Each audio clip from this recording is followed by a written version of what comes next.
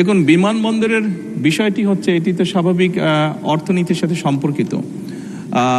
বিমানের ফ্লাইট অবশ্যই পরিচালনা সেখানে করা হয়তো যাবে, কিন্তু সেটি যদি লস হয় তাহলে তো পাবলিকের পকেট থেকে পয়সাটা যাবে, কাজে সেটি বোধহয় বিজনেস ওয়াইজ খুব একটা ভালো হবে না।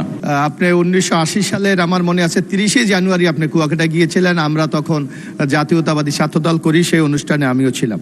মাননীয় প্রধানমন্ত্রী, কুয়াকাটাকে আপনি যে পরিকল্পনার কথা বলেছেন, এর সাথে যদি ওখানে কুয়াকাটা পর্যটন কেন্দ্র আছে, নৌ একটা ঘাঁটি আছে, ওখানে একটি ক্যান্টনমেন্ট আছে, পায়রা বন্দর আছে, ওখানে এর সাথে যদি দ্রুত গতিতে একটি বিমানবন্দর করা যায় তাহলে কুয়াকাটাকে হয়তো আরো একটি গুরুত্বপূর্ণ পর্যটন কেন্দ্র হিসাবে আমরা গড়ে তুলতে পারবো। ধন্যবাদ মাননীয় প্রধানমন্ত্রী।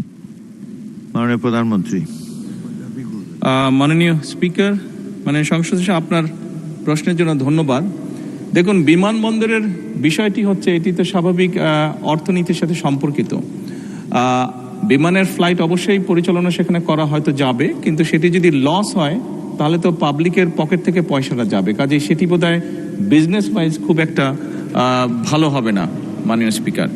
তবে কোনো প্রাইভেট কোম্পানি যদি সেখানে ফ্লাইট অপারেট করতে চায়, আমরা সরকারের পক্ষ থেকে চেষ্টা করব সেখানে তাকে ইনফ্রাস্ট্রাকচারটা যতটুকু সম্ভব তৈরি করে দেওয়ার জন্য।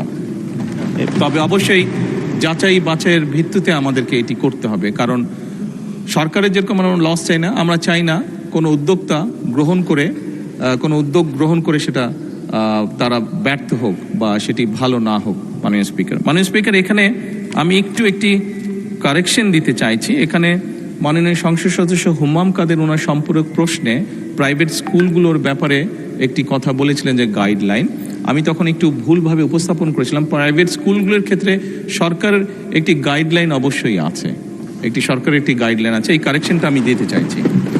সেই গাইডলাইনের ভিত্তিতেই তারা পরিচালনা করে থাকে। এখানে মাননীয় সংসদ সদস্য ওনার যদি কোনো বিষয় থাকে এখানে উনি অ্যাড করতে চান, উনি যদি নোটিশ আনেন তাহলে আমরা সেই গাইডলাইনের ভিত্তিতে সেটি পর্যালোচনা করে দেখতে পারি। ধন্যবাদ মাননীয় স্পিকার। ধন্যবাদ মাননীয় প্রধানমন্ত্রী।